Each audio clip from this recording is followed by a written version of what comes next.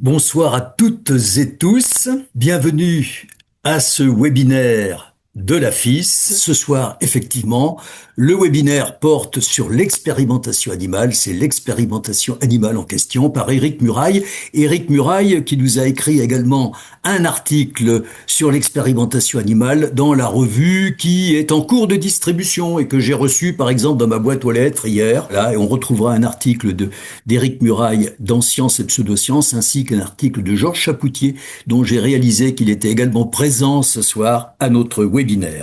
Diapositive suivante pour dire simplement qu'Éric Muraille, qui est biologiste, immunologiste, il a beaucoup travaillé sur les vaccins, notamment sur les vaccins anti-bruxelliques. Il est directeur de recherche au FRS-FNRS à l'Université libre de Bruxelles. Éric Muraille, bonsoir et vous avez maintenant la parole, votre micro étant branché. C'est à vous, Éric. Merci beaucoup, Michel. Bonjour à tous et à toutes. Donc, je vais vous parler d'expérimentation animale.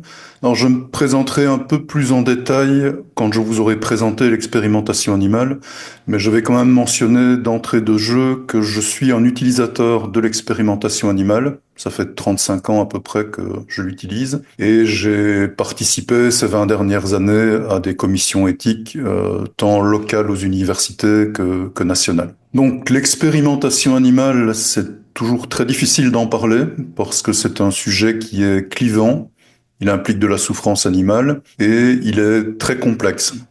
Complexe parce qu'en fait, comprendre l'expérimentation animale nécessite de comprendre la méthodologie scientifique, d'appréhender un minimum les problèmes éthiques posés spécifiquement par l'expérimentation animale, également de comprendre les enjeux de société qui sont liés à l'expérimentation animale.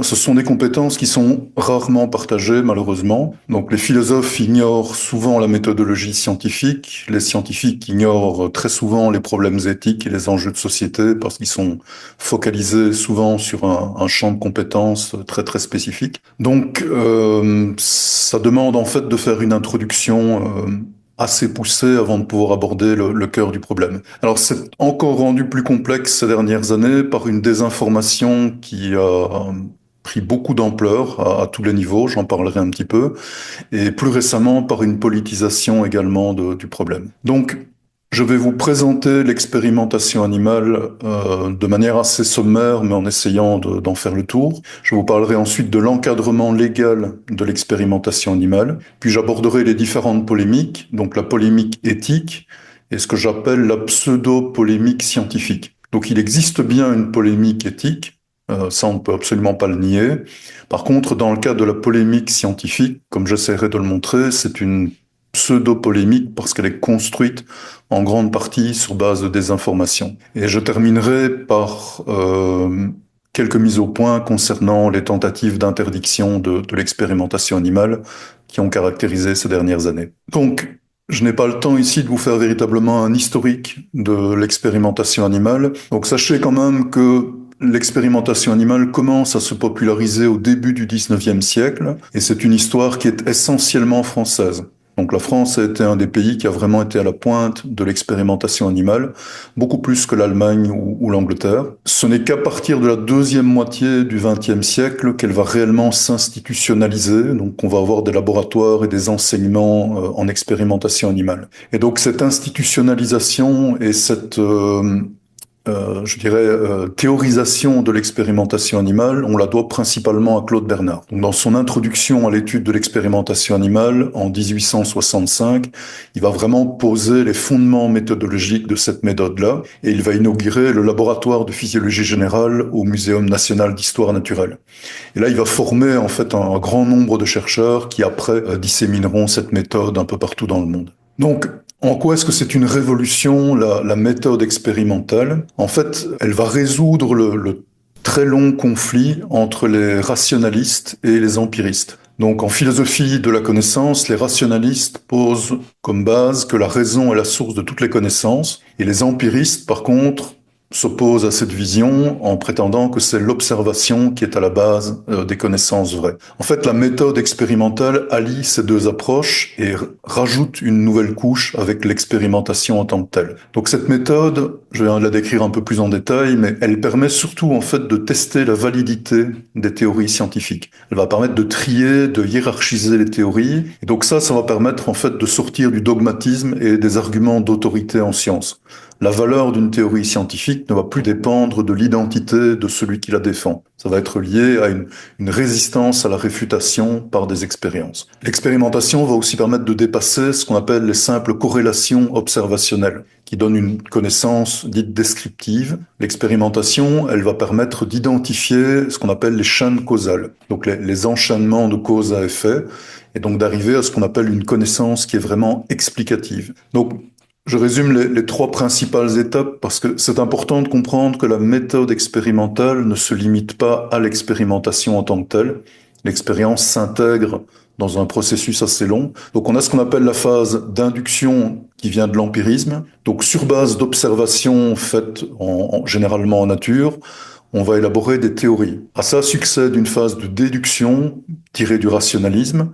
Donc, sur base des théories, on va déduire des hypothèses prédictives. Et enfin, on a la phase de test expérimental des hypothèses. Donc, sur base des hypothèses, on va élaborer des modèles expérimentaux, on va réaliser des expériences et on va obtenir des observations expérimentales. Et donc, sur base de ces observations, on va valider ou invalider des théories. Alors, quel a été l'impact sur les sociétés, sur nos sociétés, du développement de l'expérimentation animale dans la deuxième moitié du 19e siècle et durant tout le 20e siècle? Cet impact a vraiment été gigantesque, a totalement transformé nos sociétés. Je serais bien en peine d'essayer de véritablement faire une liste de tout ce qui a été impacté.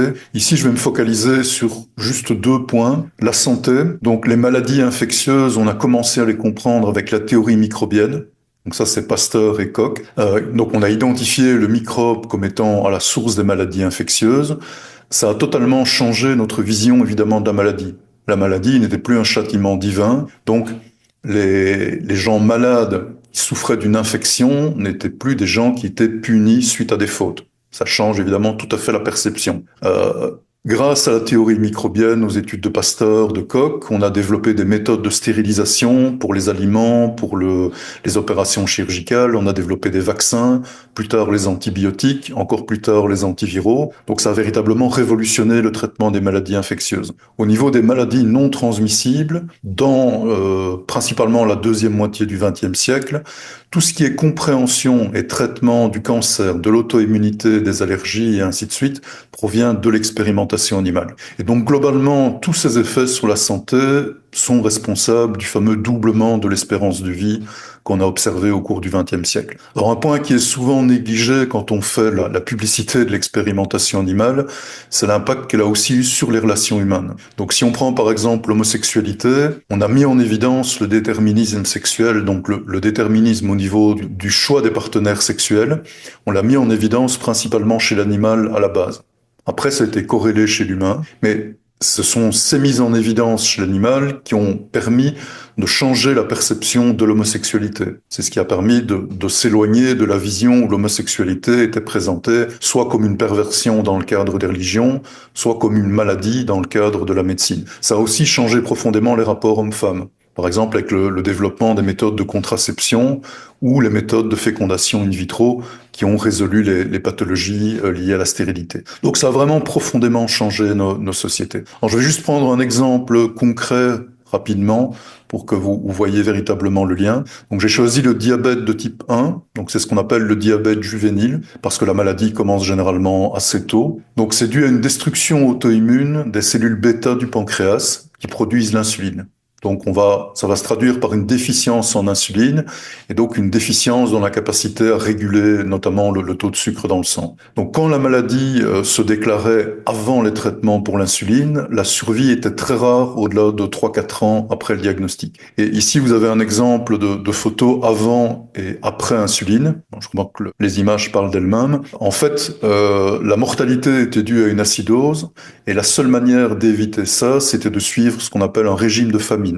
c'est-à-dire à moins de 500 kilocalories par jour, ce qui est évidemment totalement insupportable. Donc, je veux dire, en plus de tuer les gens, le traitement en lui-même était extrêmement pénible et s'ajoutait aux symptômes de déshydratation sévère. Donc, c'était une mortalité quasi assurée avec énormément de souffrance à la clé. Donc, en 1889, deux chercheurs ont montré chez le chien le lien entre fonctionnement de la glande pancréatique et diabète. Il a fallu attendre les années 1921-22 avec Banting et Best pour qu'on découvre comment purifier l'insuline du pancréas d'un chien et qu'on démontre d'abord chez le chien, puis chez l'humain, sa capacité à traiter le diabète. Donc les expériences chez le chien étaient assez basiques. En fait, on enlevait la glande pancréatique et on complémentait l'animal avec des injections d'insuline, ce qui lui permettait de survivre. Donc, ce n'est pas une observation qui a permis de développer, je dirais, ces traitements, c'est véritablement le fait de réaliser des expériences sur l'animal.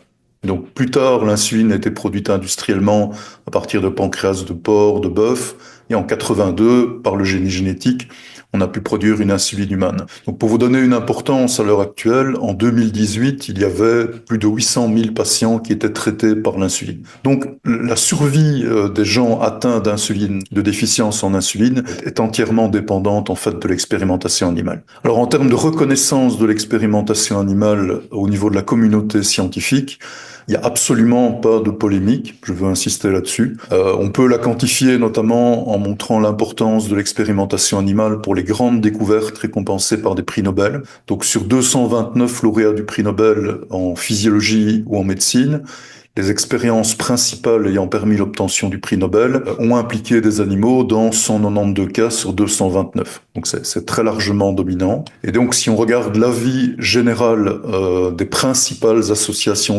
scientifiques ou de la communauté scientifique elle-même, tout le monde reconnaît l'importance fondamentale de l'expérimentation animale. Donc la Fondation pour la recherche biomédicale américaine, les instituts américains de la santé, tous affirment que l'expérimentation animale a été indispensable, il est toujours indispensable aujourd'hui. Et si on regarde par exemple un sondage réalisé en 2011 par Nature sur 960 chercheurs de pointe dans le domaine biomédical, on en a 91,7% qui acceptent fortement ou de manière normale, je dirais, que l'expérimentation animale est absolument essentielle pour l'avancement des sciences biomédicales. On n'a que 3,3% qui s'opposent à cette affirmation-là. Donc pour résumer, l'expérimentation animale est très importante pour identifier les chaînes causales. C'est vraiment ce qui permet d'arriver à une connaissance explicative et donc c'est ce qui permet le développement de thérapies. C'est un arbitre dans la sélection des théories scientifiques. Donc le grand socle conceptuel en biologie, en médecine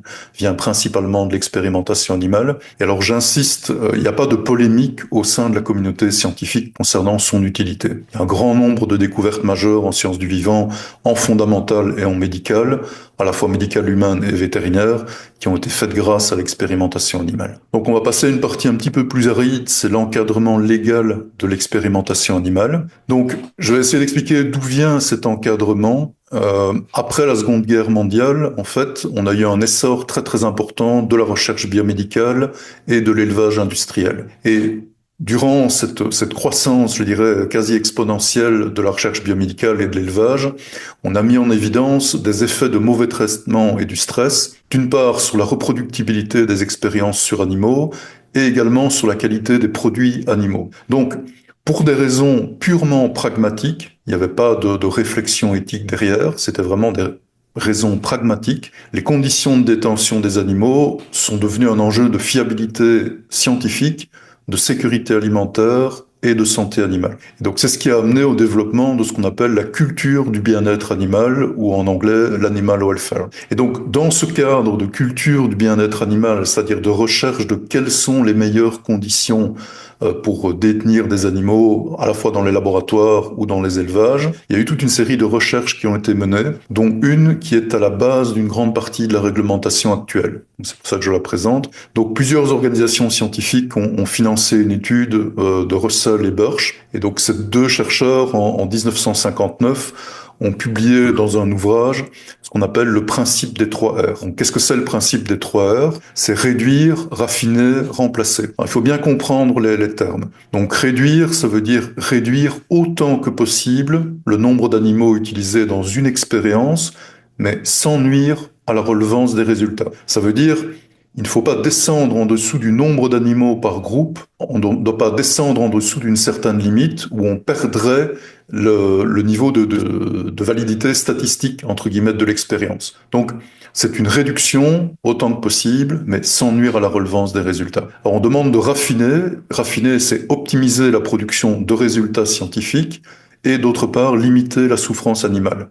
Donc optimiser la production de résultats, c'est au cours d'une expérience qui implique des animaux, il faut essayer de récolter le maximum de données. Et limiter la souffrance animale, ça ne veut pas dire empêcher la souffrance animale de manière générale, mais c'est empêcher la souffrance animale qui serait gratuite ou qui ne serait pas, entre guillemets, nécessaire à la bonne réalisation de l'expérience. Alors remplacer quand c'est possible l'expérimentation animale par des méthodes alternatives.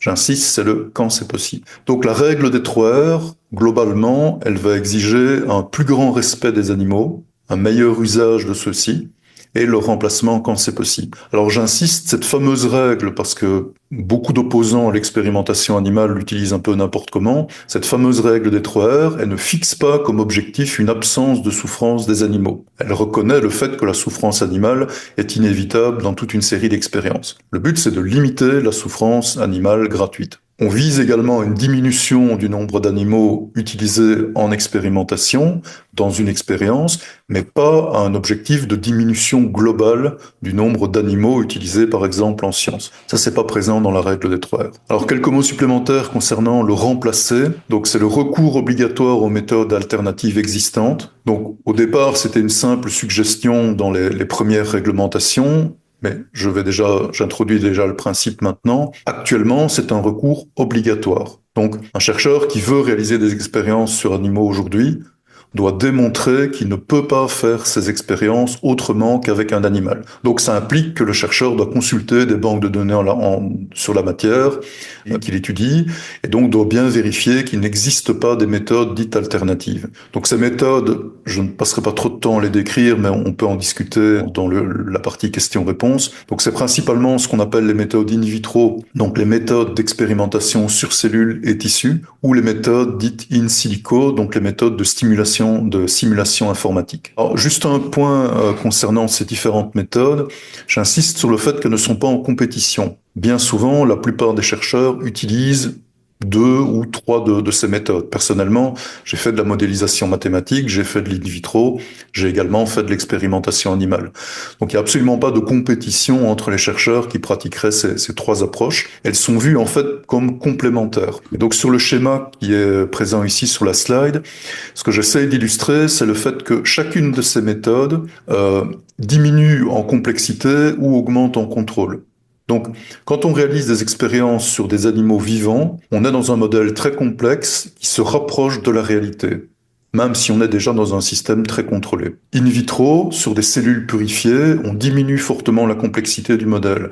Avec des équations mathématiques, on la simplifie encore énormément. Donc on diminue progressivement la complexité, on s'éloigne du modèle original, mais on gagne un contrôle de plus en plus important. Donc bien souvent, pour étudier un sujet, on utilise ces 3 approches. Alors l'évolution du cadre légal. Donc le fameux principe des 3 R que je vous ai présenté va inspirer d'abord une loi en Angleterre, ce qu'on appelle l'Animal Act de 1986, et cette loi va servir aussi de modèle à la directive européenne de 1986. Mais en 1986, le principe des 3 R est une simple recommandation. Donc c'est un objectif, mais il n'est pas contraignant. Alors en 2009, l'article 13 du traité de Lisbonne va acter la reconnaissance des animaux comme êtres sensibles. Et donc ça conduira à une refonte de la directive de 1986 et on va avoir une nouvelle directive de 2010 qui est la directive actuellement en vigueur, qui elle va rendre le principe des 3 R juridiquement contraignant pour tous les États membres. Alors cette directive va aussi définir de manière très précise, je vais un peu le décrire, les conditions dans lesquelles les animaux sont produits, hébergés, manipulés, euthanasiés et la manière dont les données vont être, par exemple, sécurisées. Donc la fameuse directive 2010, l'élevage des animaux, les procédures expérimentales sont réalisées dans des établissements conformes et agréés. Donc ça veut dire que ça ne se fait pas n'importe où, que ces établissements sont contrôlés et certifiés. L'hébergement des animaux est soumis à des normes très précises. Donc j'avance ici brièvement. Ici, vous avez par exemple un exemple d'animalerie pour rongeurs. Tous les paramètres, entre guillemets, sont bien définis. Donc le nombre d'animaux par cage, le type de cage, le type de nourriture, ce qu'on appelle également l'enrichissement dans les cages. Donc par exemple ici dans le bas de l'image à droite, vous voyez des souris blanches. On a enrichi en fait leur habitat avec des petits tunnels rouges parce qu'en fait les souris blanches sont albinos et donc ont une plus grande sensibilité à la lumière. Et donc il y a par exemple une obligation pour ces souris-là spécifiquement de leur fournir des endroits pour s'abriter de la lumière quand elles le désirent. Ce qui ne sera pas le cas par exemple pour les souris noires. Dans le cas d'animalerie aquatique, c'est la même chose. On a toute une série de normes pour la qualité de l'eau, la qualité de la nourriture et les différentes installations. Alors les projets de recherche, ça c'est très important, sont autorisés après examen par ce qu'on appelle une commission éthique reconnue et contrôlée, qui peut être une commission éthique centrale au pays ou une commission éthique locale comme en Belgique. En pratique, les commissions éthiques vont réunir souvent une dizaine de scientifiques et vont comprendre obligatoirement, c'est une norme légale, un statisticien, notamment pour vérifier le nombre d'animaux, et un vétérinaire connaissant bien les animaux utilisés en expérimentation animale. Donc j'ai appartenu à une commission éthique pendant une quinzaine d'années, donc j'ai l'expérience de ces commissions. Alors les procédures expérimentales en elles-mêmes sont réalisées par des personnes compétentes et formées. Ça veut dire qu'il y a une certification. Il y a une maîtrise en expérimentation animale qui nécessite une formation complexe, à la fois théorique et pratique. Il y a également un suivi des projets de recherche par ce qu'on appelle une cellule bien-être animal. Donc son rôle n'est pas de vérifier le bien fondé des projets, son rôle va être de vérifier que les procédures sont bien appliquées et bien respectées en pratique. Et elle va suivre notamment les résultats produits par les projets de recherche pour vérifier qu'ils sont bien cohérents avec les objectifs de départ. Et enfin, il y a une obligation de mise à disposition du public de ce qu'on appelle des résumés non techniques. Donc il y a une certaine transparence. Tout n'est pas communiqué parce qu'en fait, il faut respecter la possibilité de déposer, par exemple, des brevets. Mais il y a l'essentiel des informations concernant ce qui est réalisé, le niveau de douleur et ainsi de suite sont communiquées. Donc je veux insister ici sur le fait que comparativement aux autres usages d'animaux, par exemple pour l'alimentation, l'expérimentation animale est extrêmement réglementée et contrôlée. C'est le seul usage d'animaux dans nos sociétés où, au cas par cas, on doit déposer un projet éthique qui va être analysé par une commission, véritablement au cas par cas. Alors l'expérimentation animale en chiffres, donc j'ai évidemment pris ici la France. Je vais vous présenter des chiffres de 2023 parce que les chiffres de 2024 ne sont pas encore disponibles, il y a toujours un délai. Alors une première précision, donc quand on parle d'expérience sur animaux, la définition légale, c'est toute utilisation invasive ou non d'un animal à des fins expérimentales ou à d'autres fins scientifiques. Donc, une simple analyse de comportement, un simple prélèvement de sang, c'est bien une expérimentation animale. Alors, combien d'animaux ont été utilisés en France en 2023, pour donner un peu l'idée d'ampleur? 2 millions d'animaux à peu près ont été utilisés en expérimentation animale, en baisse de 3,8% par rapport à 2022. Alors évidemment, si vous avez un chien ou deux chats, 2 millions d'animaux, ça peut paraître énorme. Bon, moi, on m'a toujours appris qu'un chiffre était grand par rapport à d'autres chiffres, ou petits. Donc je contextualise. Si on prend toujours les chiffres en France, en termes d'abattoirs, en 2023, on a 1 milliard d'animaux qui ont été abattus. Donc 3,2 millions par jour, principalement des poulets. Chasse, toujours en France, en 2022, c'était entre 25 et 38 millions d'animaux, pas très précis. Et la pêche, on ne compte évidemment pas les animaux, on les pèse. Et on a 520 000 tonnes de poissons et crustacés pour 2022. Donc, on utilise 2 millions d'animaux dans la société française pour l'expérimentation animale, mais gardez quand même en tête que ce chiffre, même s'il vous paraît important, il est extrêmement faible par rapport à l'usage des animaux qui est fait globalement dans nos sociétés. Alors, quels animaux? C'est principalement des souris, des lapins, des cobayes, des rats et des poissons. Ils représentent à peu près 90% des animaux utilisés, et c'est principalement des souris. 67%. On parle souvent au niveau de l'opposition à l'expérimentation animale des chats, des chiens et des primates non humains. Leur quantité est vraiment négligeable. Donc c'est 0,2% pour les chiens, les chats c'est moins de 0,1% et les primates non humains moins de 0,01%. Alors au niveau de gravité, donc le niveau de gravité est classé en léger, modéré et sévère. Donc léger, pour vous donner une idée, le niveau maximum toléré en léger, c'est par exemple une prise de sang ou une injection. Donc c'est vraiment une souffrance ou une détresse minime et de courte durée. 48% des expériences sont en léger en France. 48% sont également en modéré, donc souffrance ou détresse modérée, rien d'aigu, pas de détresse intense, et seuls 9% des animaux sont en souffrance ou détresse intense ou prolongée. Dès qu'il y a détresse intense, on est classé en sévère, donc ce n'est pas forcément 9% de souffrance intense et prolongée. Dès que c'est intense, c'est classé en sévère. Alors l'usage, c'est ici finalement que c'est le plus compliqué à expliquer. Il y a énormément d'usages de l'expérimentation animale. Donc les animaux sont d'abord en eux-mêmes un sujet d'étude. Donc c'est un modèle d'étude des mécanismes fondamentaux du vivant. Il y a toute une série de mécanismes fondamentaux qui sont conservés à travers tout le vivant. Le métabolisme, la division cellulaire, et ainsi de suite. Et les animaux sont aussi un sujet d'étude, par exemple pour les infections animales, qui pourrait atteindre l'humain ou qui impacte la sécurité alimentaire. On a également toute une série d'études qui sont réalisées en écologie pour définir des normes environnementales. Donc dans tous ces cas-là, on étudie l'animal pour l'animal. Le deuxième grand usage, c'est quand l'animal remplace l'humain. Donc on peut l'utiliser comme modèle prédictif pour l'humain en toxicologie, donc par exemple des tests d'irritabilité, de mutagénicité, ou également pour tester des thérapies ou des médicaments. Donc là, on remplace l'humain par l'animal. On peut aussi l'utiliser en recherche fondamentale comme modèle d'étude de pathologie humaine. Donc ça, c'est la fonction que je vous avais présentée au départ. L'idée est de comprendre.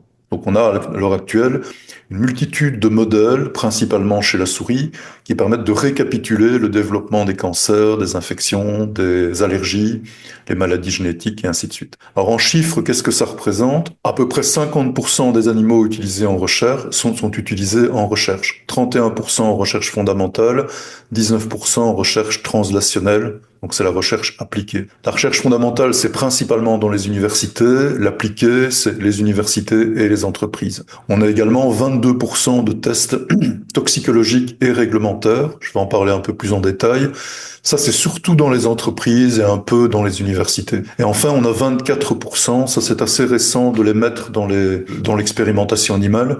Ces 24%-là, en fait, ne subissent pas d'expérience. Ils sont utilisés uniquement pour la production d'animaux. Donc, c'est ce qu'on appelle la maintenance de colonies. Donc, les fameux tests réglementaires, donc c'est le contrôle de la qualité, notamment des médicaments et les essais de toxicité. Et ça, c'est une exigence réglementaire. Donc on ne peut pas mettre les médicaments, vaccins et ainsi de suite sur le marché sans test sur animaux. Et donc globalement, 87% de ces tests réglementaires concernent les tests sur les médicaments à usage humain, à usage vétérinaire et les tests d'appareils médicaux. Il y a également quelques tests pour des produits par exemple phytosanitaires, mais c'est négligeable. Et depuis, je crois 2013 de mémoire, tous les tests sur cosmétiques sont interdits en Europe. C'est pratiquement une des seules régions du monde où c'est interdit, mais c'est totalement interdit chez nous. Alors les fameuses polémiques, je vais commencer par la polémique éthique. Donc à partir de 1970, on a eu le développement de ce qu'on peut vraiment appeler une éthique animale, qui en fait va poser la question du statut moral des animaux. Alors il y a énormément de travaux, je vais ici me concentrer juste sur deux grands courants qui sont les plus cités. Donc il y a ce qu'on appelle l'antispécisme de Peter Singer. Donc Singer considère que la capacité à souffrir, c'est l'élément déterminant pour considérer si on doit accorder une considération morale à un individu. Donc comme les animaux souffrent, est indéniable. Singer considère qu'on doit accorder une égale considération des intérêts aux humains et aux animaux. Donc lui s'oppose beaucoup à ce qu'on appelle le spécisme, c'est-à-dire la discrimination qui serait fondée sur l'appartenance à une espèce. Donc c'est l'idée de dire que la souffrance d'un animal aurait moins d'importance que la souffrance humaine. Alors la théorie du droit des animaux, donc c'est Tom Regan, un autre philosophe, lui part du principe que les animaux, parce qu'ils sont vivants, possèdent une valeur morale intrinsèque, et donc des droits fondamentaux qui doivent être respectés. Et donc dans ces droits, il y a évidemment le droit à la vie, à l'intégrité physique, et donc ça implique le fait de ne pas subir de souffrance. Donc ces deux approches-là sont abolitionnistes. elles concluent entre guillemets que l'expérimentation animale n'est pas éthique. Alors il y a d'autres courants qui, eux, ne sont pas liés à des philosophes, mais qui sont plutôt liés à des biologistes ou à des écologistes. J'en cite deux. Donc on a ce qu'on appelle l'éthique évolutionniste ou le naturalisme moral. Donc c'est l'idée que les comportements humains dérivent de structures biologiques produites par l'évolution naturelle. Et donc ça amène l'idée que l'éthique humaine devrait s'inscrire dans la continuité des comportements naturels. Et donc dans ces comportements naturels, en écologie, il y a évidemment des comportements de prédation, de chasse et ainsi de suite. Et donc, de ce point de vue-là, l'exploitation animale, elle ne serait pas moralement condamnable. Ça serait une sorte de prolongement culturel de la prédation naturelle. Et donc, elle serait acceptable tant qu'elle n'inclurait pas de cruauté gratuite. Alors, une autre vision qui est assez commune, surtout en biologie et en écologie, c'est ce qu'on appelle l'éthique de la Terre, l'andétique. Donc, elle est basée sur un livre d'Aldo Leopold, il peut se résumer à l'idée qu'une chose est juste quand elle tend à préserver l'intégrité, la stabilité et la beauté de la communauté biotique. Elle est injuste lorsqu'elle tend à l'inverse. Et donc de ce principe-là, Callicott a déduit ce qu'on appelle une éthique de l'environnement. L'idée, c'est que l'important, ça n'est pas l'individu et sa souffrance, mais c'est la stabilité des écosystèmes naturels. Et donc de ce point de vue-là, l'exploitation animale, de nouveau, c'est une forme de prédation naturelle. Et elle est acceptable tant qu'on ne touche pas à la stabilité des écosystèmes. Et comme l'expérimentation animale est très très majoritairement réalisée sur des animaux produits spécifiquement pour l'expérimentation animale, il n'y a absolument aucun risque pour les écosystèmes. Alors ces deux courants sont tout à fait critiquables. L'antispécisme, la théorie du droit des animaux, elle nie en fait les réalités socio-économiques et culturelles des sociétés humaines. Nous vivons de l'exploitation animale. Et d'autre part, l'éthique évolutionniste et l'éthique de la Terre, le gros problème, en fait, c'est qu'elles peuvent justifier les violences entre humains et les hiérarchies sociales. Donc elles ont été associées à des courants qu'on a qualifiés d'écofascistes. Donc il y a une véritable polémique éthique sur l'expérimentation animale. Les courants qui dominent à l'heure actuelle, c'est vraiment l'éthique antispéciste et la théorie du droit des animaux. Mais comme je l'ai souligné, elle nie les réalités socio-économiques, notamment l'élevage industriel ou par exemple la pêche industrielle, où là évidemment il y a très très peu de considération pour la souffrance animale. Et donc ça c'est un problème qui avait été déjà soulevé par Claude Bernard en 1865, ça vaut la peine de le citer. Il serait bien étrange en effet qu'on reconnût que l'homme a le droit de se servir des animaux pour tous les usages de la vie, pour ses services domestiques, pour son alimentation, et qu'on lui défendit le droit de s'en servir pour s'instruire dans une des sciences les plus utiles à l'humanité. Alors passons maintenant à ce que j'appelle la pseudo-polémique scientifique. Donc, il existe à l'heure actuelle énormément de groupes de pression de protection des animaux. Tous ne s'intéressent pas à l'expérimentation animale, mais ils ont pratiquement tous quand même une position critique sur l'expérimentation animale, qui va de la volonté de réduire au maximum l'expérimentation animale à la volonté de l'abolir complètement. Donc elles sont par exemple réunies dans ce qu'on appelle l'Eurogroup for Animals, qui réunit 105 organisations. Et donc il y a deux niveaux en fait dans la communication qui est critiquable au niveau de ces associations. La plupart font ce que j'appellerais une présentation trompeuse de l'expérimentation animale. C'est-à-dire qu'ils vont très souvent la définir comme de la vivisection. Donc la vivisection, c'est le fait de couper un animal vivant et en associant l'expérimentation animale à de la torture d'animaux de compagnie et de primates. C'est vraiment typique les images que je vous montre ici sur l'écran. Donc, de mise au point par rapport à ça, la vivisection, c'est une pratique qui est très rare en expérimentation animale moderne. Moi, en 35 ans, je l'ai jamais pratiqué. Et le fait de couper un animal vivant, c'est l'équivalent d'une opération chirurgicale, et comme pour l'humain, depuis le début du XXe siècle, elle s'effectue sous anesthésie. Ce sont exactement les mêmes règles, il est absolument interdit, comme on le pratiquait au début de l'expérimentation animale, là, au milieu du XIXe siècle, de couper évidemment des animaux vivants non anesthésiés. Et alors, concernant les chiffres, comme je l'ai mentionné, on n'a que 9% des expériences qui impliquent un niveau de douleur sévère, donc associer toute l'expérimentation animale à de la torture, c'est une présentation fausse. Et surtout, ces expériences, comme je l'ai souligné, concernent majoritairement des souris. Et les expériences sur chiens, chats et primates sont des expériences qui sont particulièrement contrôlées et on fait extrêmement rarement des expériences de niveau sévère sur ces animaux. Donc ça, c'est l'aspect, je dirais, présentation trompeuse. qui est à mon avis inévitable malheureusement. Ce qui est beaucoup plus problématique, c'est ce qu'on appelle la désinformation. Donc certaines associations, et je vais citer ici Antidote Europe et André Ménache qui est le responsable scientifique de cette association, je la cite parce qu'elle a été particulièrement active dans les tentatives au niveau européen de faire interdire l'expérimentation animale. Donc elle est représentative de toute une série d'associations qui se définissent comme opposées à l'expérimentation animale, pas pour des raisons éthiques, mais ils le disent eux-mêmes, pour des raisons strictement scientifiques. Donc ils estiment que c'est une méthode qui n'a pas de valeur scientifique. Et donc par exemple sur le site d'Antidote Europe, vous allez trouver une page avec 10 mensonges sur l'expérimentation animale. Donc l'expérimentation animale est une méthode ancienne qui a fait ses preuves, c'est un mensonge, elle est réglementée, c'est un mensonge, et ainsi de suite. Alors, je vais pas les passer tous en revue, je vais juste prendre 4 postulats de base et vous expliquer ce qu'il en est. Donc le postulat 1, très commun, c'est l'expérimentation animale n'aurait rien apporté à la science et à la médecine humaine. Ça, j'ai déjà essayé de vous l'expliquer, c'est du pur révisionnisme historique. Un de leurs arguments, c'est de dire on aurait pu faire autrement. Oui, le problème, c'est qu'on a utilisé l'expérimentation animale pour obtenir la plupart des théories scientifiques en biologie et pour développer la plupart des thérapies en médecine humaine et animale. Donc ça, c'est véritablement du révisionnisme historique d'affirmer ça. Donc le deuxième postulat, l'animal ne peut pas servir de modèle pour la compréhension de l'humain. Là, c'est plus subtil, c'est partiellement vrai, parce qu'en termes de capacité prédictive, l'animal est effectivement éloigné de l'humain. Et donc, la toxicité d'une molécule ou l'effet d'un traitement, on sait qu'on a toute une série de tests sur animaux qui échouent à véritablement prédire ces effets.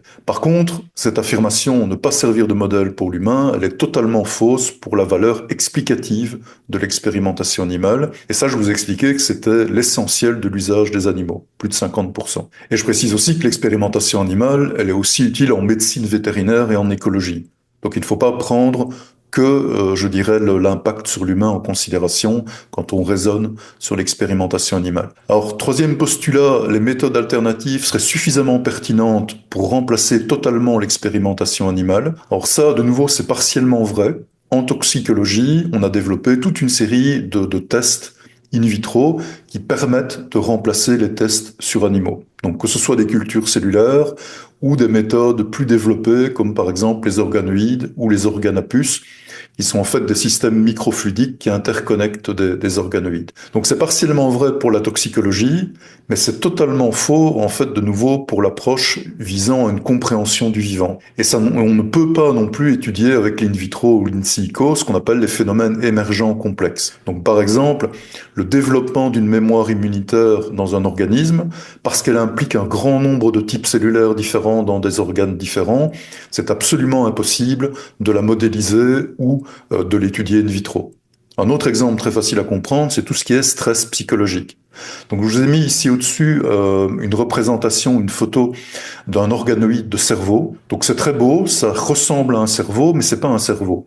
Ça fait 2 à 5 mm de diamètre. Ça n'est absolument pas capable je dirais, de ressentir du stress environnemental. C'est très utile pour étudier l'architecture du cerveau, la manière dont les cellules dans le cerveau fonctionnent, mais absolument pas, par exemple, pour réaliser des études de stress psychologique. Alors, le dernier postulat, c'est l'idée que seul un médicament sur 10 testé chez les animaux sera validé chez les humains, ce qui démontrerait l'inutilité de l'expérimentation animale. Alors, de nouveau, là, c'est subtil, c'est partiellement vrai, au sens où c'est un fait mesuré que 90% des médicaments développés lors des études précliniques sur animaux vont échouer lors des études cliniques chez l'humain à démontrer une efficacité. Par contre, c'est totalement faux d'affirmer que ce serait la preuve de l'inutilité de l'expérimentation animale. Parce qu'en fait, quand on met au point un médicament, on va le tester sur l'animal, mais on testera avant in vitro et in silico.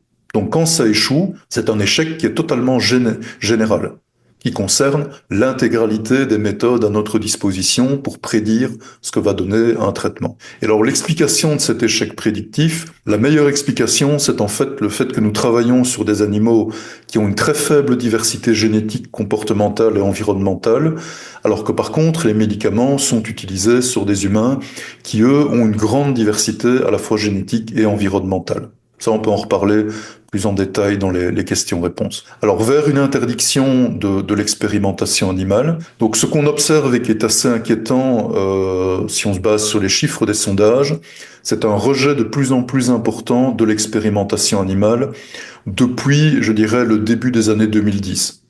En fait, depuis le début de l'apparition de toute une série de sites de désinformation. Alors, les chiffres ne sont pas présents pour tous les pays. J'ai pris deux exemples ici qui sont plus ou moins comparables. Donc l'Angleterre est généralement très opposée à l'expérimentation animale. C'est le pays où la contestation de l'expérimentation animale s'est développée en premier, donc c'est loin d'être le pays le plus permissif. En 1999, 44% des individus testés s'opposaient à l'expérimentation animale et étaient favorables à son interdiction. Il y a eu beaucoup de communication, ça a permis de faire diminuer ce chiffre à 29%, 34% en 2009. Si on regarde en France, en 2015, on était déjà à 49% d'opinion favorable à l'interdiction. Et là, ce sont des chiffres vraiment comparables faits sur le même type de pool. En 2023, on était monté à 64%. Donc on est passé d'une situation où on avait à peu près un tiers des gens qui s'opposaient à l'expérimentation animale à une situation où on est presque à 2/3 du public qui s'y oppose. Alors évidemment, quand on a une grande partie de l'électorat qui veut l'interdiction de l'expérimentation animale, ça pousse les politiques à essayer de légiférer. Donc en 2021, le Parlement européen a approuvé à une quasi-unanimité, c'est du jamais vu, donc 600 personnes pour, je crois, sur 604, une résolution en faveur de mesures visant à accélérer le passage à une innovation sans recours aux animaux, à la fois dans la recherche, les tests réglementaires, l'enseignement. Donc, en gros, c'était la fin de l'expérimentation animale. Donc, cette résolution n'est pas contraignante, mais c'est quand même un signal très fort. Et en France, en 2024, on a eu un amendement déposé par Aymeric Caron, LFI, pour taxer l'expérimentation animale à un niveau absolument énorme. Donc le montant de la taxe était de 50 euros par animal. Donc par exemple, si on prend une souris, son prix coûtant quand on l'achète pour de l'expérimentation animale, c'est à peu près 20 euros. Donc la taxer à 50 euros, ça rend l'expérimentation animale absolument impossible à financer par la plupart des laboratoires. Il y a eu un principe de réalité qui s'est appliqué et cet amendement a été abandonné. Mais le fait qu'on l'ait déposé est quand même déjà assez représentatif d'une certaine tendance. Donc ces différentes tentatives résultent de mon point de vue des désinformations intenses en ligne, à la fois sur les sites anti-expérimentation animale, mais également dans la presse, sur des blogs et ainsi de suite. Je peux donner quelques exemples par la suite. Mais je veux terminer en montrant en fait que quand on explique correctement les choses, qu'on informe correctement la population, on arrive au résultat inverse. Donc en février 2022 en Suisse, on a eu une initiative populaire qui avait été introduite en 2019, qui était oui à l'interdiction de l'expérimentation animale et humaine. Donc on posait la question à la population suisse, est-ce que vous êtes prête à interdire l'expérimentation animale et humaine? Et donc c'était soutenu principalement par le PS, les Verts et toute une série de groupes de protection des animaux. Alors le gouvernement est monté au créneau, ce qui arrive très rarement sur ce genre de sujet parce que c'est un sujet évidemment qui est clivant, comme je vous l'ai expliqué. Il y a eu de multiples conférences, il y a eu de multiples communications dans les journaux, à la télévision. On a expliqué les faits. Le gouvernement a très fortement appuyé le rejet de cette interdiction et le résultat a été un rejet de l'interdiction à 79% par les citoyens suisses lors du référendum, avec un taux de participation qui était de 44%, donc qui est tout à fait dans la norme en Suisse. Voilà, je vous remercie pour votre attention et je suis prêt à répondre à toutes vos questions. Merci beaucoup Eric, merci beaucoup Eric. Vous avez en plus parfaitement respecté le timing que nous privilégions lors de ces webinaires. C'est un exposé très clair, qui peut, je dirais, provoquer des réactions, je le pense. Il m'a semblé voir dans le chat passer quelques réactions, mais je crois qu'on va donner la parole à Jean-Claude. Je voulais simplement, avant de donner la parole à Jean-Claude, rappeler à toutes à toutes les personnes qui sont présentes ce soir à ce webinaire que le prochain webinaire aura lieu le 3 février et il portera sur la recherche clinique. Comme vous le voyez, finalement, il y a une sorte de cohérence entre l'exposé ce soir sur l'expérimentation animale et celui sur la recherche clinique début février, le 3 février très précisément. Voilà. Eh bien, écoute Jean-Claude, Parle-nous un peu des questions que tu as Oui, vues passer. alors nous avons eu quelques questions et deux remarques dans le chat. Je vais commencer par les questions. Eric, si vous voulez bien, je vais les reprendre Ouais. dans l'ordre de la conférence, comme ça permettra de revenir dans l'ordre. Alors, une, vous avez déjà, je pense, répondu en une question de Bertrand. Vous avez répondu, je pense, partiellement sur les 3 R remplacés. Les chercheurs doivent démontrer qu'il n'y a pas d'alternative à l'expérimentation animale. Quel organisme donne l'autorisation et quel organisme contrôle les conditions de l'expérimentation? Euh, Comme je l'ai expliqué, il y a différentes étapes. Donc, un chercheur aujourd'hui qui veut faire de l'expérimentation animale en Europe doit justifier l'usage d'animaux. C'est-à-dire, en pratique, il va écrire un dossier de 40-50 pages où il va expliquer pourquoi il veut faire des expériences, c'est-à-dire le projet entre guillemets de recherche, l'intérêt pour la société de ce projet. Donc, par exemple, si on veut développer un vaccin, on va expliquer, je veux développer un vaccin contre telle pathologie qui touche tel type de personnes ou tel type d'animaux. Il va expliquer sa stratégie et lorsqu'il va expliquer sa stratégie, il va devoir expliquer pourquoi il ne peut pas se passer d'animaux. Et ensuite, il va devoir décrire très précisément les expériences qu'il va réaliser et très précisément également justifier le nombre d'animaux qu'il va utiliser. Et ce dossier-là va être examiné par une commission éthique. Alors en France, vous avez des commissions centralisées. En Belgique, nous avons ce qu'on appelle des commissions locales. Mais dans les deux cas, ce sont principalement des scientifiques qui siègent dans ces commissions. Alors suivant les pays en Europe, on peut avoir la participation d'organisations civiles qui peuvent ou non être opposées à l'expérimentation animale. En Belgique, c'est pas le cas. En France, je ne sais pas en fait. Je crois qu'il y a des cas oui et des cas non. Ça dépend. Mais en tout cas, c'est majoritairement des scientifiques qui sont dans ces commissions parce que les dossiers sont des dossiers scientifiques qu'il faut être capable de comprendre, je dirais à la fois le contexte de la recherche et la méthodologie. Et ces commissions sont supervisées, c'est-à-dire que la composition de la commission a été validée, on a reconnu les compétences, on a également reconnu la diversité de la composition. Et évidemment, ça c'est le point critique, les scientifiques qui déposent le dossier éthique ne participent évidemment pas à ces commissions. Donc moi, je suis un utilisateur d'expérimentation animale, je réalise mes expériences dans une université, mais je siège dans une commission qui est dans une autre université. Donc mes travaux ne sont évidemment jamais jugés par moi-même.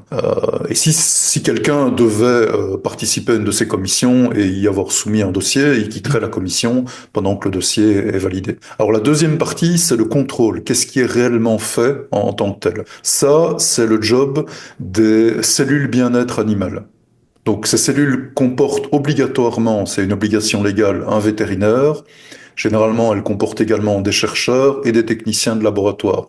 Donc ça, ce sont plus des gens qui sont sur le terrain et qui vont, pas pour tous les sujets, mais principalement pour les nouveaux sujets ou les sujets qui impliquent des expériences sévères, ils vont vérifier que les expériences se passent bien, que c'est bien le protocole validé dans le dossier éthique qui est appliqué. Et une autre question, alors qui est à propos de la diapo 22, donc j'espère bien la traduire. OK pour la CE, donc j'imagine l'Europe, mais quid des USA par exemple, et des produits issus des développements non respectueux de ces règles? Oui, alors ça, en fait, il y a une diversité énorme au niveau mondial et je ne prétends absolument pas la connaître. Les règles sont totalement différentes quand on va en Asie, en Afrique.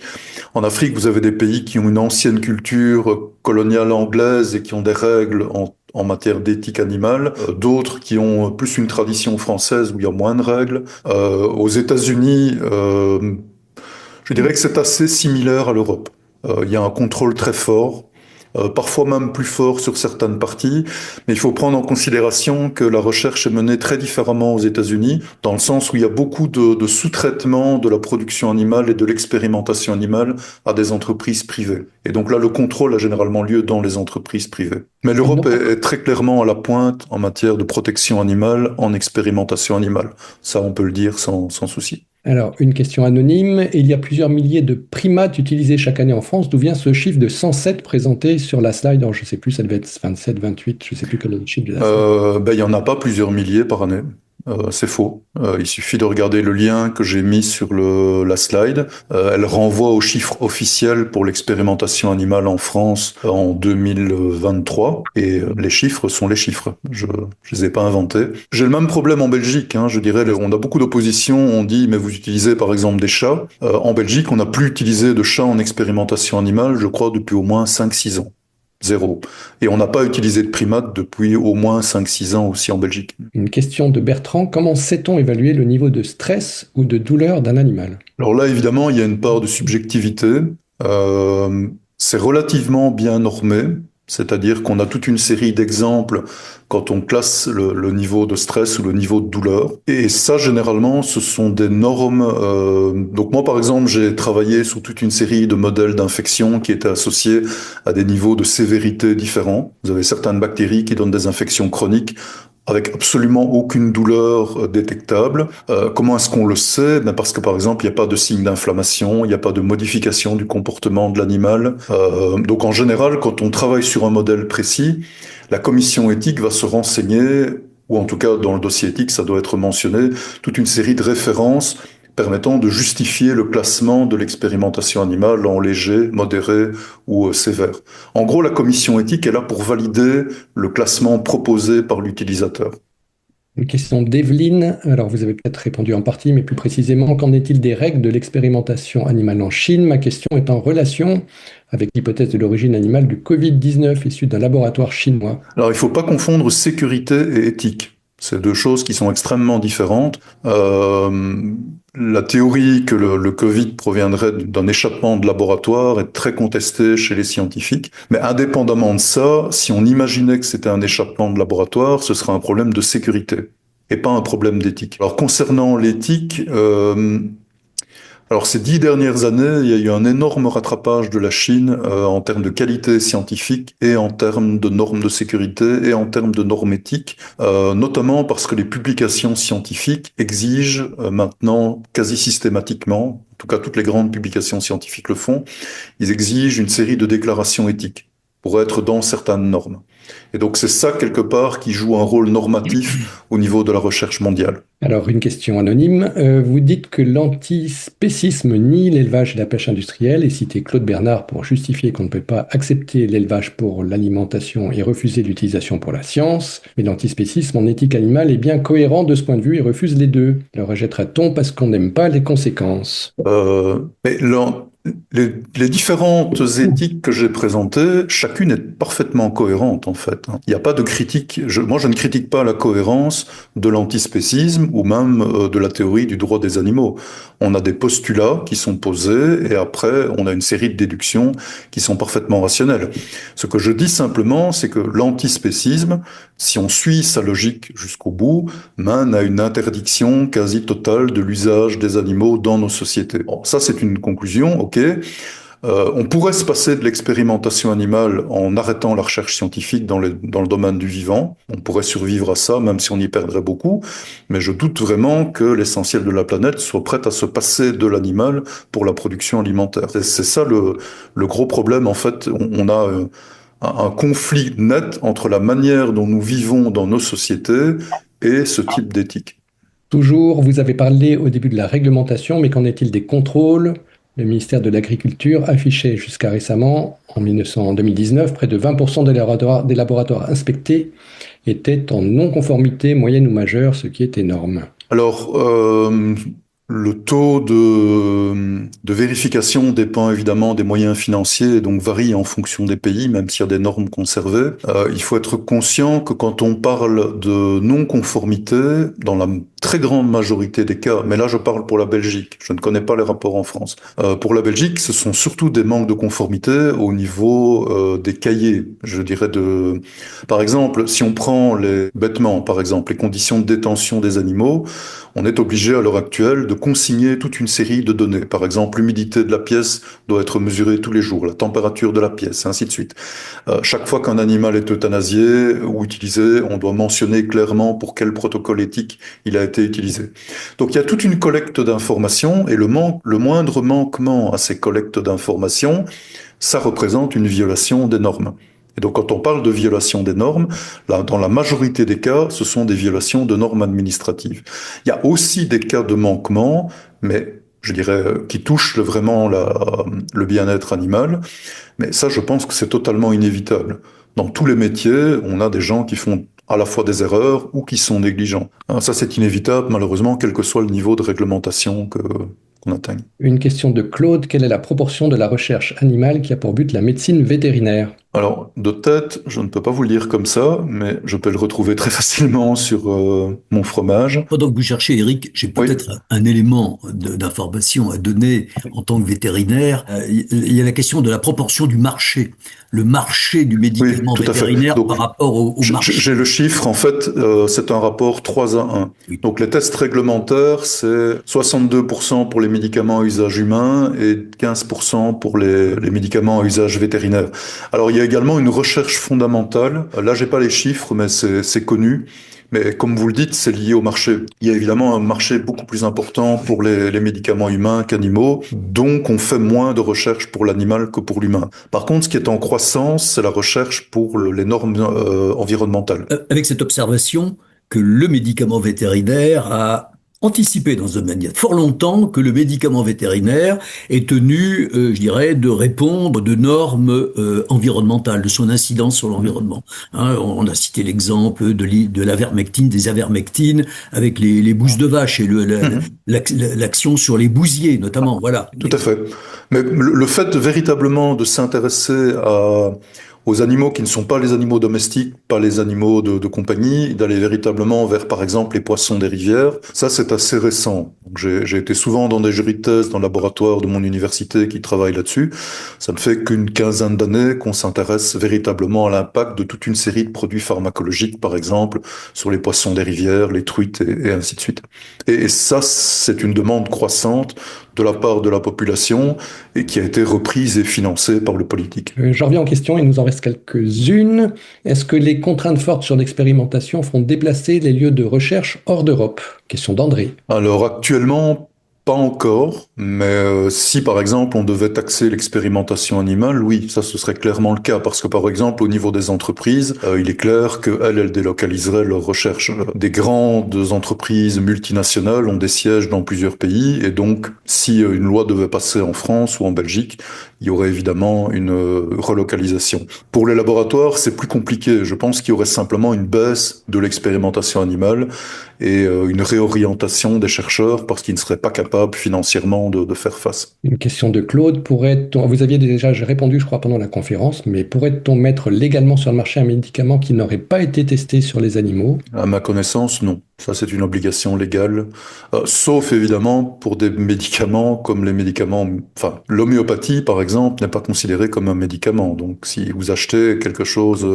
où il est écrit homéopathie dessus, il n'a pas été testé chez l'animal. Enfin, juste pour qu'on ait la confusion, tout ce qui est en pharmacie n'a pas été testé chez l'animal. Une remarque Tout que ce qui est, Oui, vas-y. J'ajoute que tout ce qui est en pharmacie n'est pas médicament, hein, loi sans Oui, bien sûr, mais parfois certaines personnes mélangent. Oui, beaucoup. J'ai visité un grand institut médical parisien avant son inauguration dans le cadre d'une commission scientifique vers 2015. L'animalerie n'était pas affichée parmi les plateformes techniques au prétexte du risque d'attirer l'attention des militants anti-expérimentation animale ou de contrarier les donateurs. Qu'en pensez-vous?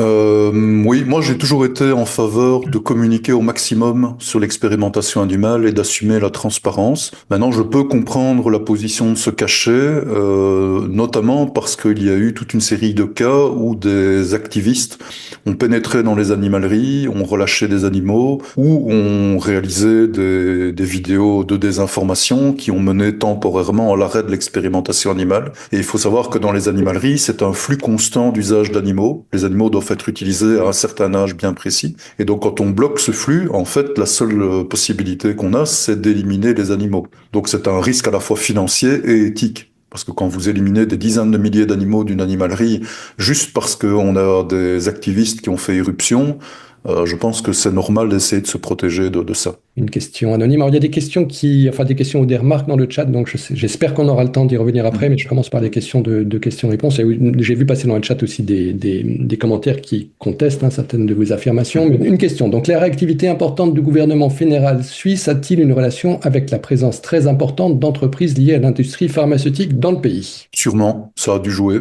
Maintenant, vous avez beaucoup d'entreprises pharmaceutiques en Belgique, et le gouvernement belge ne défend pas du tout l'expérimentation animale. Donc, je dirais, je suis pas certain que ce soit uniquement ça qui est joué. Je crois vraiment qu'en Suisse, j'ai un peu suivi l'affaire, il y a eu un principe de réalité à un moment qui s'est imposé au niveau du gouvernement, et il y a eu une prise de conscience au niveau des utilisateurs que tous les médicaments étaient liés à l'expérimentation animale, et que donc se passer de cette possibilité de développer, de tester des nouveaux médicaments, ça allait clairement impacter la santé. Je me permets d'intervenir à ce stade puisqu'on évoque le référendum suisse. Il était question d'expérimentation animale et humaine. Ça m'a intrigué. Qu'est-ce que ça Oui, voulait alors dire? certaines personnes, enfin ça c'est une question de terminologie. Ils voulaient Oui, bien sûr. également bloquer les études cliniques qui sont de l'expérimentation humaine. Donc il y avait notamment dans les organisations qui soutenaient ça beaucoup d'antivax qui considéraient que euh, la médecine moderne était agressive et pas du tout respectueuse des individus et ainsi de suite. Et ça c'est une association qui est très courante, hein. Quand on regarde les sites anti-expérimentation animale, il y a énormément de liens qui apparaissent très vite entre, par exemple, l'homéopathie, le soutien à toute une série de médecines alternatives, tout simplement parce qu'en fait, on ne peut pas sortir, je dirais, de la contradiction que, si on est honnête, l'essentiel de la médecine moderne dépend de l'expérimentation animale, et donc si on rejette l'expérimentation animale, on est quelque part obligé de proposer une alternative à la médecine moderne. Question, selon la revue Prescrire, seulement 1 à 3% des médicaments mis sur le marché apportent un progrès thérapeutique majeur ou important, 10-15% un progrès modéré, 75 à 80% pas de progrès. N'y aurait-il pas la matière à diminuer le nombre d'animaux utilisés? Alors, une question intéressante. Donc, quand on parle de pourcentage comme ça, en fait, ça ne veut pas dire grand-chose. Ce qui est intéressant, c'est de regarder combien d'individus dans la population bénéficient réellement de l'efficacité d'un médicament. Et donc, ce qui a été observé et qui est parfaitement documenté, et c'est un gros souci en médecine de manière globale, c'est le fait que effectivement, beaucoup de médicaments ne marchent que chez certains individus, ce qui fait baisser le fameux pourcentage que vous avez cité. Et donc ça, c'est ce qui pousse au développement de ce qu'on appelle une médecine personnalisée, où on développerait toute une série d'indicateurs permettant de prédire l'efficacité de médicaments. Alors pourquoi est-ce que la plupart des médicaments marchent mal ou faiblement sur l'ensemble de la population? C'est la même chose en fait pour les vaccins. Et là, on a des éléments de réponse, notamment après le Covid, qui a permis de beaucoup analyser ça. En fait, on sait que l'ethnie, le sexe, l'âge, les conditions socio-économiques et toute une série de paramètres, l'obésité par exemple, vont jouer sur la sensibilité à toute une série de traitements et de médicaments. Et c'est cette énorme diversité qu'on a dans les populations humaines à l'heure actuelle qui font que toute une série de médicaments ne fonctionnent que sur une fraction de la population. Je rappelle quand même que les médecins sont là principalement en fait pour identifier le bon médicament pour la bonne personne. Et c'est une de leurs tâches importantes. Et souvent, en fait, c'est une des très grandes complications pour eux, c'est par rapport à l'arsenal disponible, d'arriver à identifier ce qui sera le plus approprié pour la personne. Donc je pense pas que ce soit une raison de faire moins d'expérimentation animale. Si on voulait pousser la logique, en fait, il faudrait faire beaucoup plus d'expérimentation animale en incluant une diversité plus grande. Je vais prendre un exemple tout simple. La plupart des médicaments sont mis au point, étaient mis au point, par exemple, uniquement sur des animaux mâles ou femelles, pour des raisons pratiques. On s'est rendu compte que le sexe avait un impact très important, évidemment, sur la sensibilité à toute une série de médicaments. Aujourd'hui, on a une obligation légale de faire des expériences presque toujours sur des mâles et des femelles, ce qui augmente le nombre d'animaux en expérimentation. On devrait aussi faire ça pour l'obésité. On devrait tester toute une série de médicaments sur des souris obèses ou sur des souris diabétiques, parce qu'il y a beaucoup de diabétiques et ainsi de suite. Donc vous voyez l'idée. Donc je ne pense pas du tout que le manque d'efficacité des médicaments remette en question l'usage d'animaux. Au contraire, si on était logique, on devrait faire plus encore d'expérimentation animale. Une question de Michel, l'importance des expérimentations avec les gros animaux, par exemple les porcins. Ça, c'est presque l'essentiel de ce que je connais, en tout cas en Belgique, que ce soit sur les chats, les chiens ou bien les grands animaux.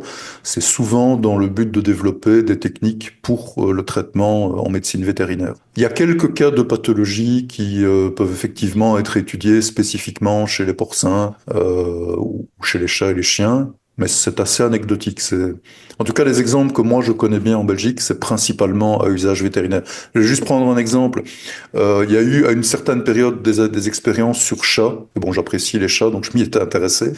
Et en fait, ces expériences visaient principalement à développer des méthodes de fécondation in vitro pour les chats, dans le but de permettre des fécondations in vitro de grands félins dans les eaux, en évitant de les trimballer d'un zoo à l'autre pour la reproduction. Donc c'est par exemple c'est ce genre d'expériences-là qui sont réalisées. Alors, il nous reste quelques questions. On va essayer de parcourir les remarques, donc peut-être un peu plus rapidement. On parle d'expérimentation animale, mais qu'en est-il de l'utilisation de produits animaux, par exemple le sérum de veau fœtal en culture cellulaire? Oui, donc ça c'est par exemple un argument pour démythifier l'idée que si on faisait uniquement de l'expérimentation in vitro, on pourrait se passer d'expérimentation animale. Donc l'essentiel des milieux de culture, donc le milieu de culture, c'est ce qui apporte toute une série de nutriments, d'hormones nécessaires pour les cellules en culture. Il existe des milieux synthétiques qui coûtent extrêmement cher et qui souvent fonctionnent mal. Et donc, à l'heure actuelle, l'essentiel des études in vitro utilise des milieux de culture qui sont produits à partir de sérum de veau fœtal. Donc concrètement, on prend un veau dont on va ponctionner l'essentiel du sang, garder le sérum, et ce sérum sera utilisé dans les milieux de culture. Je veux juste rebondir là-dessus en disant que les études in vitro ou in silico, si vous prenez un article qui ne fait que de l'in vitro ou de l'in silico, bien souvent, l'essentiel de la bibliographie de ces articles-là utilise des données de l'expérimentation animale. Si vous prenez par exemple les études de modélisation mathématique, il faut nourrir un modèle mathématique avec des valeurs de paramètres. Et ces valeurs-là viennent de l'expérimentation animale. Donc ça souligne l'interdépendance entre ces différentes techniques et le fait qu'on ne peut pas en enlever une des trois, entre guillemets, sans forcément appauvrir les autres. Une question anonyme, qu'en est-il des animaux dits surnuméraires ou excédentaires tués sans être utilisés dans ces expériences car ils n'ont pas les bonnes caractéristiques génétiques? Qu'est-ce qui est mis en place pour limiter ce gaspillage de vie animale? Alors en général, les animaux... Donc il y a deux stratégies dans les laboratoires. On peut acheter des animaux. On est obligé de le faire dans certains cas. Par exemple, il n'y a pas d'élevage de chiens généralement dans les universités. On va acheter des chiens. Les souris, on va par contre souvent en produire nous-mêmes dans les universités parce que ça réduit fortement le coût ou parce que on a affaire à des souris génétiquement modifiées. Donc il y a à peu près la moitié des souris en expérimentation animale qui sont génétiquement modifiées. 43%, je pense. Et donc ces animaux-là sont souvent produits dans les universités. Alors ça dépend de ce qu'on appelle surnuméraire. Par exemple, si vous créez un animal génétiquement modifié, à l'heure actuelle, vous avez toute une série de méthodes qui impliquent de croiser différents parents pour arriver à une souris que vous allez utiliser en expérimentation animale. Donc les géniteurs sont utilisés plusieurs fois, mais évidemment, quand ils dépassent un certain âge, après par exemple une année pour une souris, on va sacrifier ces animaux. Alors on essaye évidemment de les limiter, tout simplement parce que ça coûte cher de garder des animaux dans les élevages. Il y a un prix généralement forfaitaire qui est payé dans toutes les animaleries. Donc de toute façon, il n'y a aucun intérêt à ce qu'un chercheur garde beaucoup d'animaux surnuméraires. Quelqu'un qui travaille bien va essayer de réduire ce nombre simplement pour des raisons pragmatiques. Pourquoi le nombre d'animaux utilisés dans les labos en France stagne autour de 2 millions par année malgré les 3 R? Donc, comme je l'ai expliqué, les 3R, c'est une optimalisation des expériences, mais ça n'est pas une obligation de réduction du nombre total. Alors, en fait, il faut bien prendre conscience que on a des expériences sur animaux qui ont été remplacées par des tests in vitro, in silico, mais on a chaque année en permanence de nouvelles questions qui se posent. Et donc, d'une certaine manière, il faut voir les choses comme on a dans les laboratoires une capacité à faire de l'expérimentation animale qui est principalement définie sur base de la quantité d'argent que reçoivent les laboratoires. Et donc, les laboratoires à l'heure actuelle, partout en Europe, en fait, sont sous-financés, il faut le dire. Et donc, ce sous-financement fait qu'on essaye de faire un maximum d'expériences avec le peu d'argent qu'on a. pour répondre à un nombre qui est croissant de questions. Par exemple, le fait qu'on constate que toute une série de médicaments n'ont pas une efficacité maximale, ça amène à réaliser de nouvelles expériences pour ces médicaments. L'apparition du Covid, ça a suscité une multitude d'expériences partout dans le monde, donc ça a accru l'utilisation de l'expérimentation animale. Donc il y a toujours de nouvelles questions qui se posent, et donc de mon point de vue, il n'y a pas véritablement de raison de baisser le nombre, même si on le souhaite, tout simplement parce qu'on a un besoin de plus en plus important de faire des expériences. Et plus on optimalise, plus, entre guillemets, on va avoir la possibilité de faire plus d'expériences différentes pour répondre à plus de questions. Mais ça n'amènera pas à une chute du nombre global. Pourquoi y a-t-il si peu de fonds publics alloués aux méthodes de remplacement? Alors, il faut savoir que les méthodes de soi-disant remplacement, comme je l'ai dit, c'est des méthodes complémentaires, et ces méthodes se développent indépendamment des fonds alloués. Donc, si on prend par exemple les expériences in vitro, à l'époque de Pasteur, on réalisait des expériences in vitro. C'est pas une innovation qui est venue comme ça au courant du XXe siècle. Les gens qui travaillaient par exemple en infectiologie faisaient des expériences sur animaux et des expériences in vitro avec des bactéries et ainsi de suite. Donc ça a toujours existé et il y a toujours eu une demande en interne au niveau des scientifiques pour développer ces méthodes sans une optique forcément de remplacement. Alors, le financement, en fait, c'est pour les méthodes où effectivement, on a des méthodes qui utilisent des animaux qui pourraient éventuellement être remplacés pour des raisons éthiques, mais pas pour des raisons scientifiques. Et dans ces conditions-là, en fait, l'État décide d'allouer une certaine quantité d'argent pour développer ces nouvelles méthodes qui, là, sont effectivement des méthodes de remplacement. Pourquoi est-ce qu'on n'alloue pas suffisamment d'argent? Ça, c'est le sous-financement chronique de la recherche, malheureusement. Si la recherche était plus financée, de manière globale, je pense qu'on allouerait aussi plus d'argent pour le développement de ces méthodes. Vous avez mentionné, donc une question anonyme, vous avez mentionné que l'expérimentation animale n'avait pas d'impact sur les écosystèmes. Pourtant, certaines espèces comme le macaque à longue queue sont sur la liste rouge de l'IUCN à cause des captures d'animaux destinés à l'élevage dans les labos. Pourquoi ne pas le mentionner? Je ne le mentionne pas parce que c'est un cas qui est très très spécifique et qui est très rare. Quand on regarde l'ensemble des animaux utilisés en expérimentation, comme je l'ai dit, à l'heure actuelle, l'usage des primates non humains est très très très restreint, en tout cas en Europe. Par contre, dans certains pays, notamment d'Asie, là, il y a beaucoup moins de contrôle, ça coûte beaucoup moins cher, et là, on en utilise effectivement beaucoup. Mais ici, moi, je vous ai parlé des règles et de l'encadrement en Europe, pas au niveau mondial. Ça, c'est déjà une autre question. Mais sinon, l'essentiel vraiment des animaux utilisés en expérimentation animale, et là, je parle de plus de 90, je dirais 95% au minimum, sont des animaux qui sont produits dans les entreprises ou dans les universités. Il n'y a absolument aucun prélèvement. Et par exemple, si on prend les chats et les chiens, il est rigoureusement interdit, évidemment, de faire des captures pour aller approvisionner les laboratoires. Là, ça c'est une norme légale absolue. Les animaux utilisés en laboratoire sont totalement tracés de A à Z. Et donc juste un dernier point sur les singes. Si on prend par exemple, je ne connais pas bien le cas des macaques, mais par exemple le cas des chimpanzés est très bien documenté. On en utilise de moins en moins dans le monde, notamment parce qu'à l'heure actuelle, il y a une obligation légale de maintenir en vie tous les animaux après expérience et de leur fournir un cadre de vie correct pendant tout le reste de leur existence. Et un chimpanzé peut vivre, je crois, une trentaine ou une quarantaine d'années. Donc, la majorité des expériences sur ces animaux ne sont pas des expériences létales et ne sont pas des expériences sévères. Souvent, ce sont des expériences de vaccination ou des tests très très spécifiques, par exemple pour les dégénérescences du cerveau. Après ces expériences-là, les animaux sont conservés pendant parfois 30 ans dans des parcs et les laboratoires doivent payer pour ça. Donc, il y a quand même une énorme pression qui s'est développée ces 10-20 dernières années pour diminuer ces usages-là. La dernière question, je vais essayer de la résumer parce qu'elle est très longue, donc fidèlement.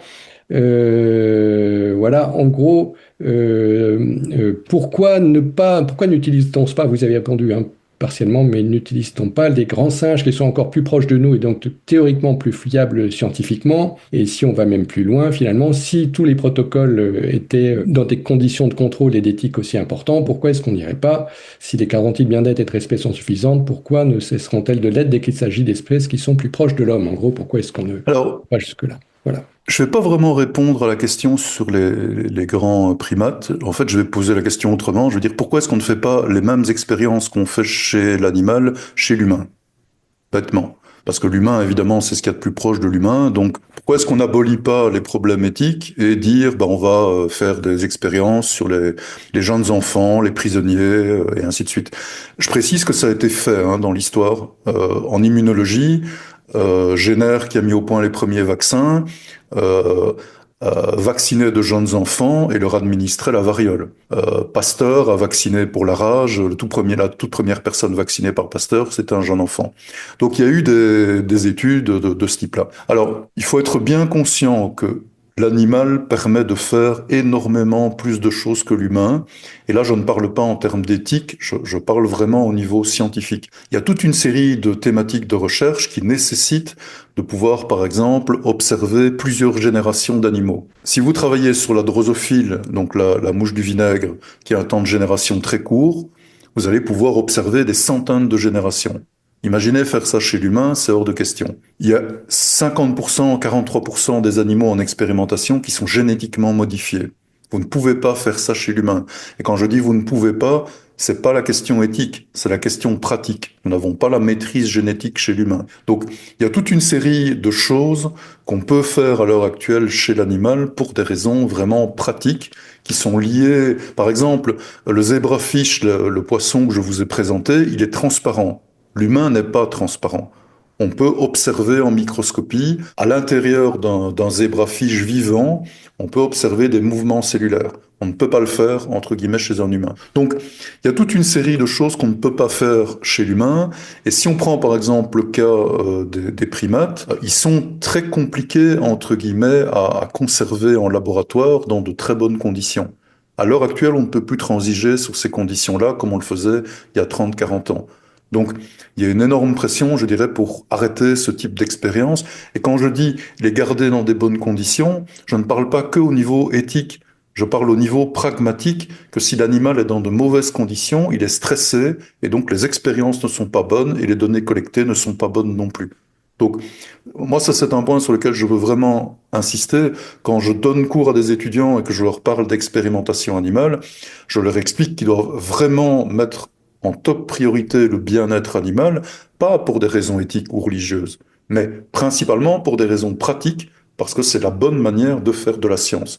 Après, on peut parler éthique, mais à la base, l'animal doit être respecté, en tout cas son bien-être doit être respecté, d'abord et avant tout, pour que la qualité scientifique soit réalisée. Alors, si je parcours le chat, et Eric, je propose simplement il y a un certain nombre de remarques plus que des questions, donc je les mentionne rapidement. Vous m'arrêtez s'il y en a qui vous semblent utiles ou où il semble utile de réagir. Il y a une première qui dit le statisticien, c'est au tout début de la conférence, n'est pas obligatoire en France quand vous mentionnez les équipes.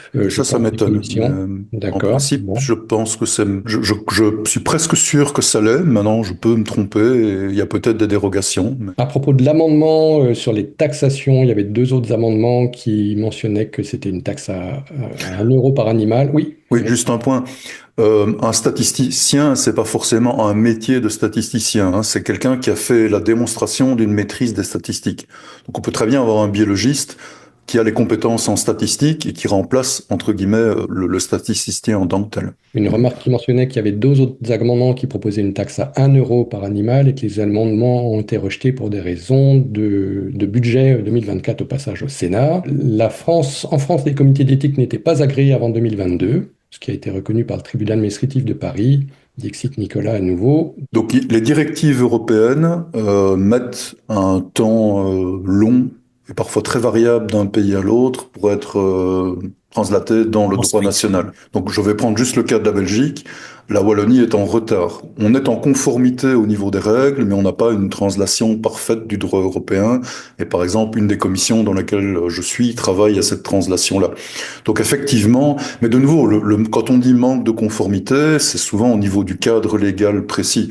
Ça ne veut pas dire qu'on viole, entre guillemets, les normes de bien-être animal. Il y a 2 remarques de Nicolas et de C, voilà, sur le fait qu'il y avait des milliers de macaques fascicularis avec une source d'oxanimal et puis 4000 primates en 2023, voilà, avec des liens. Oui, on parle au niveau européen ou on parle au niveau France? Si c'est au niveau France, je vous ai donné les chiffres. Au niveau européen, je ne les ai pas de tête. Je veux bien imaginer qu'il y a 1 millier de macaques ou plus au niveau européen. Hein. Ça, ici, je vous ai uniquement présenté les chiffres français.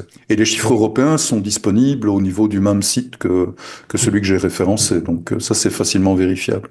Gilles, si on travaille sur des drosophiles, a-t-on les mêmes considérations éthiques que pour les chiens beagle? Non. Pas du tout. Donc tout ce qui est, en fait, tout ce qui est considéré comme non conscient, généralement, en fait, il ne faut pas de dossier éthique pour tout ce qui est insecte, de manière générale. Je n'ai plus la définition exacte de ce qui ne rentre pas comme animal entre guillemets conscient et sensible, mais les drosophiles n'en font pas partie. Donc effectivement, sur des drosophiles, on peut faire tout et n'importe quoi. Et je veux juste en profiter ici pour dire que déjà ça, quelque part, c'est idiot. Parce que la drosophile, par exemple, est utilisée notamment pour étudier la dépression. Donc il est absolument évident pour le biologiste que je suis qu'une drosophile a des états de conscience et ressent la douleur, le plaisir et ainsi de suite. Par exemple, on étudie chez la drosophile l'addiction aux drogues, donc les circuits de la récompense et du plaisir. Mais au niveau légal, effectivement, vous pouvez faire absolument ce que vous voulez d'une drosophile. Je vais très rapidement, on va s'arrêter Michel, hein, je pense, mais voilà, une remarque de Gilles, le porc est l'animal le plus proche de l'homme, métabolisme et pharmacocinétique. Voilà, une remarque sur le fait qu'il n'y a plus de chimpanzés dans les laboratoires en UE aujourd'hui et que les macaques à longue queue, au contraire, sont les primates les plus utilisés dans le... Voilà, et puis après ça continue à réagir au fur et à mesure. Alors, il faut bien être conscient qu'il y a une question de coût. Hein. Je dirais par exemple, moi dans mes études sur la brucellose, je devrais en théorie travailler sur des bovins et des chèvres et des moutons. Très peu d'animaleries permettent de faire ça dans des conditions de biosécurité du niveau nécessaire pour la brucellose. Donc, par défaut, dans la majorité des pays du monde, quand on bosse sur la brucellose, c'est chez la souris. Donc le choix de l'animal n'est pas uniquement dicté par le... Parce que par exemple, la brucellose, on l'étudie principalement pour contrer l'infection chez l'animal, parce que c'est l'animal qui infecte ensuite l'humain. Donc, ce n'est pas toujours cette fameuse logique de remplacer l'humain et d'être proche de l'humain.